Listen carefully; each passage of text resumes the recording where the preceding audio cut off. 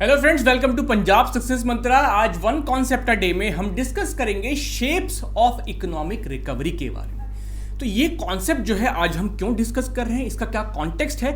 देखिए, कॉन्टेक्स्ट समझना बहुत ज़रूरी है क्योंकि एग्जाम में जो कॉन्सेप्ट्स पूछे जाते हैं, चाहे वो प्रीलिम्स की बात हो या मेंस की बात हो, वो कहीं ना कहीं खास करके इकोनॉमिक्स और पॉलिटी में वो कहीं ना कहीं आपके करंट अफेयर्स में जो चीज़ें चल रही होती हैं उनसे रिलेटेड होते हैं। तो जो कॉन्टेक्स्ट है इसका वो ये है कि एक ऑनगोइंग डिबेट है कि इंडिया की जो इकोनॉमिक रिकवरी है वो वी शेप्ड है या के शेप्ड है। कुछ जो इकोनॉमिस्ट है वो कहते हैं के शेप्ड रिकवरी है, कुछ इकोनॉमिस्ट जैसे कि अरविंद पनागरिया हैं वो कहते हैं कि वी शेप्ड रिकवरी है। तो इसलिए जो है हमारे लिए ज़रूरी है कि हम जाने कि शेप्स ऑफ इकोनॉमिक रिकवरी कितने तरह की होती है। तो सबसे पहले हम बात करते हैं जो डिबेट में चल रहा है कि वी शेप्ड और के शेप्ड क्या होती हैं। अब वी शेप्ड रिकवरी का क्या मतलब है कि ये आपका इधर जीडीपी है, इधर आपका टाइम है। तो आपकी एक जीडीपी जो है वो चल रही थी, उसका ग्रोथ रेट चल रहा था, है ना। लेकिन जब पेंडेमिक आया तो आपका जीडीपी ग्रोथ रेट अचानक से जो है वो डिक्रीज होता है ना, और वो अपने एक लोएस्ट पॉइंट पर पहुंचता है। लेकिन वी शेप्ड रिकवरी में क्या होता है कि जैसे वो डिक्रीज हुआ जितनी शार्पली, उतनी शार्पली ही वो फिर से इंक्रीज भी होता है और वो एक नया पीक जो है अपना अचीव करता है। वो पहले प्री पैंडेमिक लेवल पर पहुंचा और फिर अपनी नई पीक के पास पहुंच जाएगा। तो ये वी शेप्ड रिकवरी है। यहां पर जो नोट करने वाली बात ये है कि यहां पर पूरी इकोनॉमी के जो है सभी सेक्टर्स डिक्लाइन करते हैं और फिर उसके बाद सभी सेक्टर्स यानी कि पूरी की पूरी इकोनॉमी जो है आपकी रिकवर कर जाती है। ऐसा नहीं है कि सिर्फ एग्रीकल्चर सेक्टर रिकवर कर गया या सिर्फ इंडस्ट्रियल सेक्टर रिकवर कर गया, आपकी पूरी इकोनॉमी जो है वो रिवाइव करती है और एक नई पीक अचीव करती है। वहीं बात करें के शेप्ड रिकवरी की, तो उसमें अगर आप देखें तो आपकी जीडीपी ग्रोथ रेट डिक्रीज करती है, फिर वो जो है रिकवर करने की जब कोशिश कर रही है तो उसमें कुछ सेक्टर्स जो है वो रिकवर कर जाते हैं फुल्ली, लेकिन कुछ सेक्टर्स जो हैं उनमें एक डाउनवर्ड ट्रेंड ही देखने को ऑब्जर्व होता है। वो रिकवर नहीं कर पाते हैं, वो अभी भी प्रेशराइज्ड फील करते हैं कि उनकी ग्रोथ रेट इंक्रीज नहीं हो रही है। तो के शेप्ड रिकवरी में क्या इंपॉर्टेंट है जो कि वी शेप से इसको डिफरेंशिएट करता है कि यहां पर कुछ सेक्टर्स ऐसे हैं जो कि पूरी की तरह रिकवर नहीं करते हैं और उनमें अभी भी एक डाउनवर्ड ट्रेंड ऑब्जर्व करने को मिलता है। तो यहां सिर्फ कुछ सेक्टर्स रिकवर करते हैं, पूरी इकोनॉमी जो है वो रिकवर नहीं करती है। कुछ सेक्टर्स जो है वो नीचे की तरफ ही या डाउनवर्ड ट्रेंड उसमें देखने को मिलता है। जैसे इंडिया में कहा जा रहा है कि इंडिया में कुछ सेक्टर जैसे कि आपकी फॉर्मल सेक्टर है या फिर आपका गवर्नमेंट सेक्टर है, यहां पर जो है आपको रिकवरी अच्छी देखने को मिल रही है ना, वो रिकवर कर गए हैं। लेकिन जो हमारा एमएसएमई सेक्टर है वो अभी भी रिकवर नहीं करा है, हमारा जो इनफॉर्मल सेक्टर है वो अभी रिकवर नहीं करा है और उसका जो ग्रोथ रेट है वो अभी भी एक नेगेटिव ट्रेंड शो कर रहा है। तो इसलिए इसको क्या कहा जाएगा, के शेप्ड रिकवरी। इसके अलावा कौन कौन सी शेप्स होती हैं, एक है जेड शेप्ड। जेड शेप्ड में क्या है कि आपकी जीडीपी का ये ग्रोथ रेट है, एक पर्टिकुलर रेट पे आपकी जीडीपी ग्रो कर रही है, कुछ उसको शॉक लगता है जैसे कि पेंडेमिक का शॉक लगा, उसके बाद वो डिक्लाइन होती है। लेकिन डिक्लाइन करने के बाद जब वो रिकवर करती है तो इस तरह से रिकवर करती है कि वो अपने प्री शॉक लेवल से भी ऊपर पहुंच जाती है। प्री शॉक लेवल कहां था, यहां था, लेकिन जब शॉक के बाद वो रिकवर करती है तो वो एक नई पीक अचीव करती है ना। इतना अच्छी उसकी रिकवरी होती है, बट वो रिकवरी जो है सस्टेनेबल नहीं होती है ना। उतनी शार्प इंक्रीज को आप ज्यादा टाइम तक जो है सस्टेन नहीं कर सकते हो, तो वो फिर से जो है नीचे की तरफ आती है और एक अपना जो एक एवरेज लेवल है जितना कि वो शॉक से पहले थी, जितना वो इकोनॉमी जो है अचीव कर सकती है लॉन्ग टर्म में, उस लेवल तक पहुंच जाती है और वो फिर ग्रो करती है।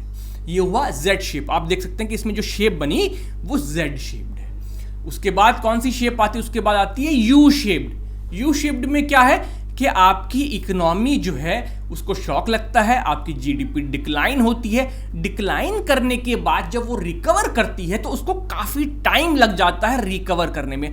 बहुत स्लोली जो है आपकी जीडीपी इंक्रीज हो रही है, उसका ग्रोथ रेट बढ़ रहा है और वो बहुत टाइम लग जाता है उसको अपना ये प्री पेंडेमिक लेवल अचीव करने में। तो यहां पर जो शेप बनती है इस तरह से वो यू शेप्ड बनती है, तो इसको कहा जाता है यू शेप्ड रिकवरी। इसके बाद कौन सी होती है, W shaped recovery. W shaped में क्या है कि आपकी इकोनॉमी को शॉक लगता है, वो डिक्लाइन करती है, डिक्लाइन करने के बाद वो कुछ टाइम बाद जो है वो रिकवर करती है, रिकवर करने के बाद जब वो एक पीक पर पहुंचती है, अपने प्री शॉक लेवल को अचीव करने की कोशिश कर रही होती है, उसको फिर दोबारा से कुछ शॉक लगता है, वो दोबारा से जो है वो नीचे की तरफ आ जाती है और फिर वो जो है कुछ टाइम बाद जो है अपने प्री पैंडेमिक लेवल को अचीव करती है, प्री शॉक लेवल को। तो ये कैसी होगी? डब्ल्यू शेप, इसको डबल डिप रिसेशन भी कहते हैं। दो बार डिप आया। तो जैसे अगर आप इंडिया की बात करें तो फर्स्ट टाइम जब फर्स्ट वेव आई थी तो अब तब हमें एक धक्का लगा, जीडीपी हमारी डिक्रीज हुई, उसके बाद हम रिकवर करने की कोशिश कर रहे थे कि 2021 में फिर दोबारा नई वेव आ गई। तो क्या हुआ कि फिर दोबारा से इकोनॉमी जो है वो डिक्लाइन हो गई, उसकी ग्रोथ रेट डिक्लाइन हो गई, लेकिन फिर दोबारा जब सेकेंड वेव ओवर हो गई तो फिर दोबारा से हमारा जीडीपी ग्रोथ रेट इंक्रीज हो गया है और हम अब ऑलमोस्ट जो है प्री पैंडेमिक लेवल पर पहुंच चुके हैं। तो ये रिकवरी कैसी है? डब्ल्यू शेप्ड रिकवरी है। एल शेप्ड रिकवरी क्या होती है कि आप यहां पर इकोनॉमी को कोई शॉक लगा है, जीडीपी डिक्लाइन होती है, लेकिन जब इकोनॉमी रिकवर करने की कोशिश कर रही है तो वो कभी भी अपने प्री शॉक लेवल को इसको अचीव नहीं कर पाएगी, बल्कि उसको एक परमानेंट डैमेज जो है वो हो चुका है, अब वो इंक्रीज करेगी लेकिन वो कभी भी इस लेवल को अचीव नहीं कर पाएगी। तो ये जो गैप आया है ये इकोनॉमी को परमानेंट डैमेज करके चला गया। अब इकोनॉमी कभी भी अपने प्री शॉक लेवल पर नहीं आएगी, उसको सालों बीत जाएंगे ये लेवल अचीव करने में। तो ये कैसी रिकवरी है? एल शेप्ड रिकवरी है और ये लीस्ट फेवरेबल है। अब अगर ये शेप्स ऑफ रिकवरी के बारे में बात होगी तो आपसे प्रीलिम्स में किस तरह का क्वेश्चन पूछा जा सकता है, स्टेटमेंट्स देखते हैं। फर्स्ट स्टेटमेंट क्या है? There are signs of K shaped recovery as the formal sector has returned to pre pandemic levels, however the informal sector continues to suffer. Second, the claims to V shaped recovery are supported by fall in the urban unemployment rate, record production in agriculture etcetera. Select the correct answer using the quotes given below the list. A1 only, B2 only, C1 and 2 both, या D neither one nor two।